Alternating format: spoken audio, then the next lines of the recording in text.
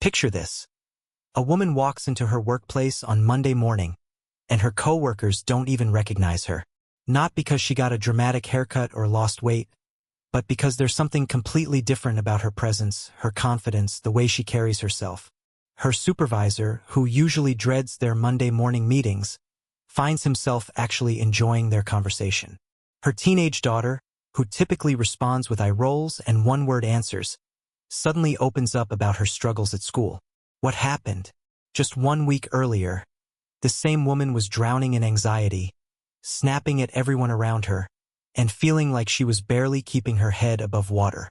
Let me tell you about Sarah, a real person I know who experienced exactly this transformation. She was a single mom working 2 jobs, constantly exhausted, always irritated. Her relationships were strained, her faith felt distant, and she was going through the motions of life without any real joy or purpose. But in just 7 days, something shifted so dramatically that people started asking her what had changed. The answer wasn't a new self-help program or a motivational seminar. It was a simple but profound decision to invite God into every aspect of her week in ways she had never done before. You see, when we truly understand what it means to partner with God for transformation, we're not talking about gradual change over months or years. We're talking about the kind of radical shift that happens when the Creator of the universe gets involved in the details of our daily lives. The Bible is filled with stories of people who became completely unrecognizable in short periods of time when they said yes to God's transforming power. Think about Saul on the road to Damascus. In Acts chapter 9, we meet a man so consumed with hatred and violence toward Christians that he was literally on his way to arrest and potentially kill followers of Jesus. But after one encounter with the risen Christ, he was transformed so completely that people couldn't believe he was the same person. Within days, this former persecutor was preaching in the synagogues that Jesus is the Son of God. The Bible tells us that all who heard him were amazed and asked, "Isn't this the man who caused havoc in Jerusalem among those who call on this name?" The same God who transformed Saul into Paul in a matter of days is ready to work that same kind of miraculous change in your life. But here's what most people miss. Transformation doesn't happen by accident. It happens when we create specific conditions and make intentional choices that invite God's power into our circumstances. Imagine you're standing in front of a mirror, looking at yourself, and you realize that the person staring back at you isn't who you want to be anymore. Maybe you're tired of the anger that flares up at the smallest inconvenience. Perhaps you're exhausted from the anxiety that keeps you awake at night. Or maybe you're just weary of feeling stuck, going through the motions, living far below the abundant life that Jesus promised. What would it look like if, 1 week from today, you were so different that people had to do a double take when they saw you? The first key to becoming unrecognizable in just 1 week is understanding that God specializes in the impossible. Let me paint a picture for you from the book of Ezekiel. God was speaking to a prophet who was standing in a valley filled with dry bones, scattered and lifeless. The scene was hopeless, beyond any human ability to fix or change. But God asked Ezekiel a question that still echoes today. "Son of man, can these bones live?" Ezekiel's response was perfect. "Sovereign Lord, you alone know." Then God told Ezekiel to prophesy to those dead bones, to speak life over what appeared to be a hopeless situation. As Ezekiel obeyed, something miraculous happened. The bones began to come together, sinews and flesh appeared, skin covered them, and breath entered them. What was once a valley of death became an army of living beings. Think about this in your own life. What areas feel like dry bones right now? Maybe it's your marriage that seems to have lost all intimacy and connection. Perhaps it's your relationship with your children that feels cold and distant. Maybe it's your career that feels meaningless, or your finances that seem hopelessly broken. God is asking you the same question he asked Ezekiel. Can these bones live? And the answer is still the same. With God, absolutely nothing is impossible. Sarah, the woman I mentioned earlier, had plenty of dry bone areas in her life. Her relationship with her teenage daughter had deteriorated to nothing but arguments and silence. Her finances were a disaster, and she was behind on several bills. She felt spiritually empty, going through the motions of church attendance but feeling disconnected from God. But she decided to do something radical. She committed to 1 week of total surrender, inviting God into every detail of her day. The second key is learning to surrender every moment to God's transforming power. Most of us think of surrender as a one-time event, like accepting Christ as Savior. But biblical surrender is actually a moment-by-moment choice to trust God with the details of our lives. In Romans 12, Paul writes, "Therefore I urge you, brothers and sisters, in view of God's mercy, to offer your bodies as a living sacrifice, holy and pleasing to God. This is your true and proper worship." Notice that Paul says to offer your body as a living sacrifice. Dead sacrifices were offered once and were finished. But a living sacrifice has to keep choosing to stay on the altar. Every morning when you wake up, you have a choice. Will you take control of your day and try to manage everything in your own strength? Or will you place that day, with all its challenges and opportunities, into God's capable hands? Let me tell you about David, the shepherd boy who became king. When he faced Goliath in 1 Samuel chapter 17, he wasn't relying on his own strength or ability. While everyone else saw an impossible situation, a giant too big to defeat, David saw an opportunity for God to show his power. David declared, "The Lord who rescued me from the paw of the lion and the paw of the bear will rescue me from the hand of this Philistine." David had learned through smaller battles to trust God completely, and when the big test came, that trust transformed him from a shepherd boy into a giant killer in a single day. What giants are you facing right now? Maybe it's a health diagnosis that has you terrified.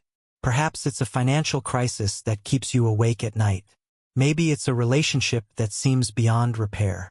The same God who gave David victory over Goliath is ready to give you victory over whatever giant you're facing. But it starts with the same kind of radical trust that David demonstrated.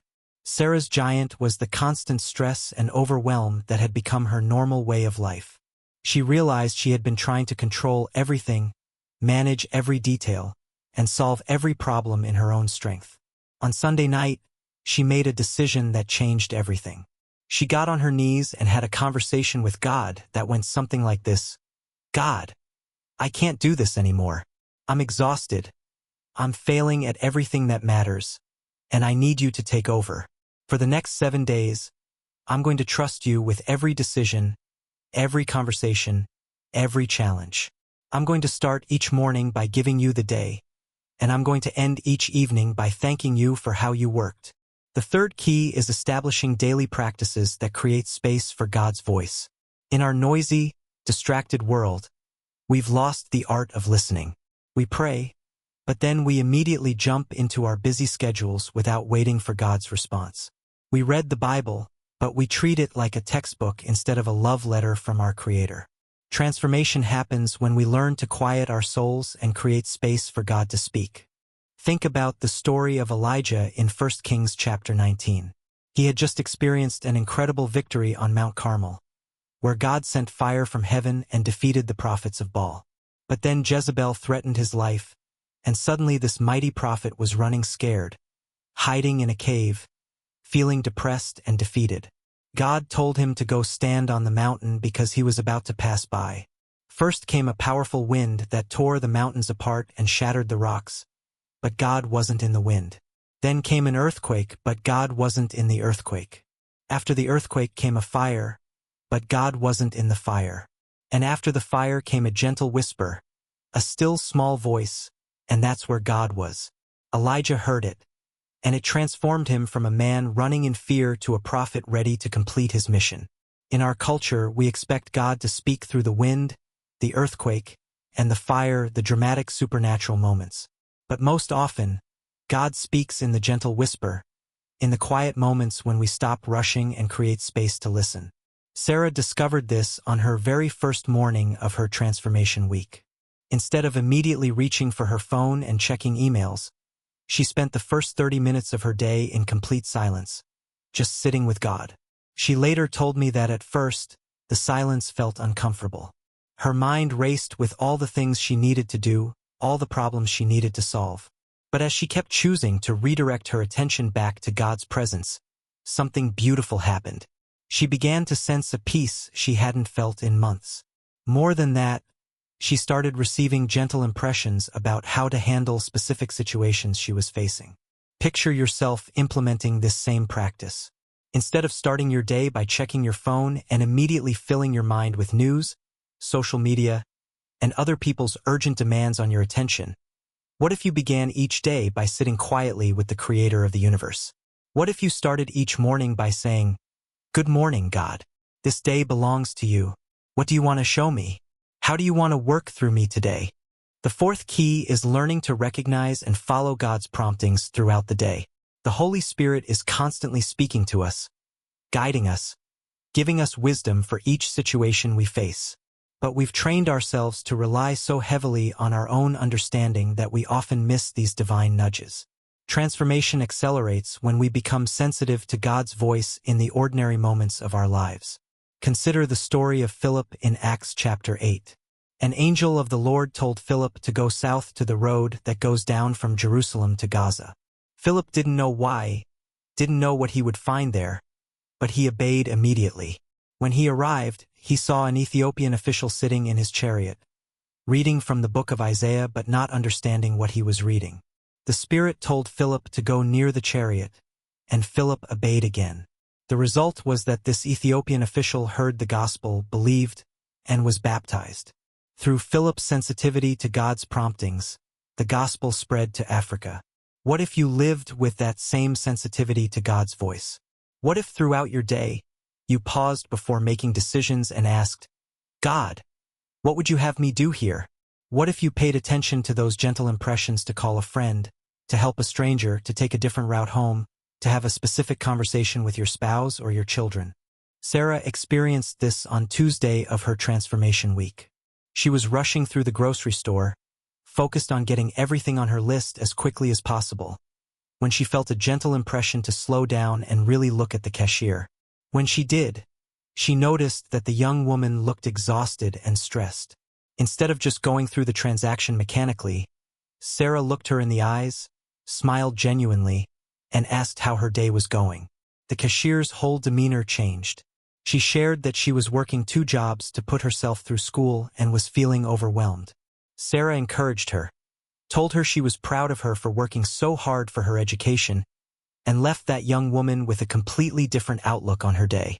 That might seem like a small thing, but here's what Sarah discovered. When we start following God's promptings in the small moments, He begins to trust us with bigger opportunities to be His hands and feet in the world. More importantly, each act of obedience changes us. Each time we choose to listen to God's voice and respond, we become more like the person He created us to be. The fifth key is understanding that God's love transforms us from the inside out. Many people try to change their behavior without addressing the heart issues that drive their actions. They focus on external modifications while the internal landscape remains unchanged. But lasting transformation happens when we allow God's unconditional love to heal the wounds, fears, and insecurities that have been shaping our choices. Let me tell you about the woman at the well in John chapter 4. She had been married 5 times and was currently living with a man who wasn't her husband. She came to draw water at noon, the hottest part of the day, probably to avoid the other women who would come earlier when it was cooler. She was living in shame, trying to hide from the judgment and whispers of her community. But Jesus saw past all of that. He saw her heart, her pain, her desperate need for love and acceptance. Instead of condemning her, Jesus offered her living water, a relationship with God that would satisfy the deep thirst in her soul that she had been trying to quench through relationships with men. By the end of their conversation, she was so transformed that she ran back to her town and told everyone about Jesus. The very people she had been hiding from became the audience for her testimony. In one encounter with God's love, she went from shame-filled and hiding to bold and evangelistic. Think about the areas of your life where shame has been keeping you stuck. Maybe it's past mistakes that you replay over and over in your mind. Perhaps it's current struggles that you're trying to hide from others. Maybe it's dreams and callings that you've given up on because you don't believe you're worthy or capable. God's love has the power to heal those deep places and transform your entire self-concept. Sarah discovered this on Wednesday of her transformation week. She had been carrying tremendous guilt about her divorce 3 years earlier, constantly telling herself that she had failed as a wife and was now failing as a single mother. During her morning quiet time, she felt God's gentle whisper reminding her that his love isn't based on her performance. She sensed him saying, "Sarah, I don't love you because of what you do. I love you because of who you are, my beloved daughter." As this truth began to sink in, something shifted in Sarah's heart. The constant anxiety about whether she was good enough began to fade. The defensive walls she had built to protect herself from further pain started to come down. She began to see herself the way God sees her. Chosen, beloved, equipped for good works that he had prepared in advance for her to do. This internal shift immediately began to show up in her external relationships. When her daughter came home from school that day, instead of the usual stressed-out mom focused on homework and chores, she found a mother who was genuinely interested in hearing about her day. Instead of barking orders and managing every detail, Sarah found herself actually listening, asking questions, and connecting with her daughter's heart. The sixth key is learning to partner with God in practical steps that align with his character. Transformation isn't just about feeling different.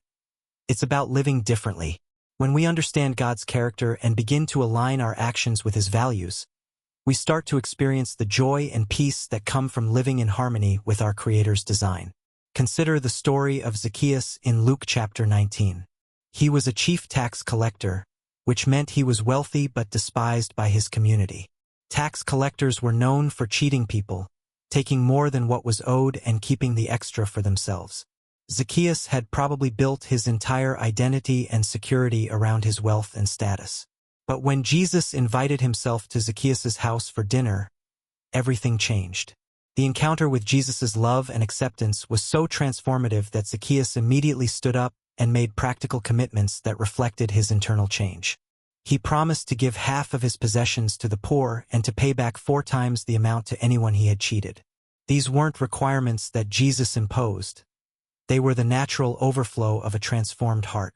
What practical steps is God inviting you to take this week that would align your life more closely with his character? Maybe he's prompting you to forgive someone who hurt you deeply.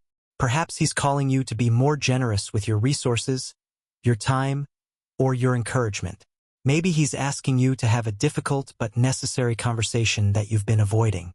Sarah discovered this on Thursday when she realized that her constant complaining and negative attitude had been poisoning the atmosphere in her home and workplace. Instead of just trying to stop complaining, she asked God to help her develop a heart of gratitude. She started a simple practice of writing down 3 things she was grateful for each morning and 3 ways she had seen God work each evening. The change was immediate and noticeable. Instead of walking into work with a cloud of stress and negativity, she began greeting her coworkers with genuine warmth and appreciation. Instead of focusing on everything that was going wrong at home, she started noticing and celebrating the good things her daughter was doing. The atmosphere in both environments began to shift because Sarah's heart had shifted. But here's the beautiful thing about partnering with God. He doesn't just ask us to change and then leave us to figure it out on our own. He provides the power, the wisdom, and the resources we need for every step of the transformation process. In Philippians chapter 2, Paul writes, "Continue to work out your salvation with fear and trembling, for it is God who works in you to will and to act in order to fulfill his good purpose." Notice the partnership there. We work out our salvation, but God works in us.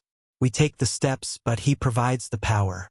We make the choices, but he transforms the heart that makes those choices possible. This is why transformation can happen so quickly when we truly partner with God. We're not trying to change in our own strength. We're cooperating with the one who spoke the universe into existence. The 7th and final key is understanding that transformation creates a ripple effect that impacts everyone around you.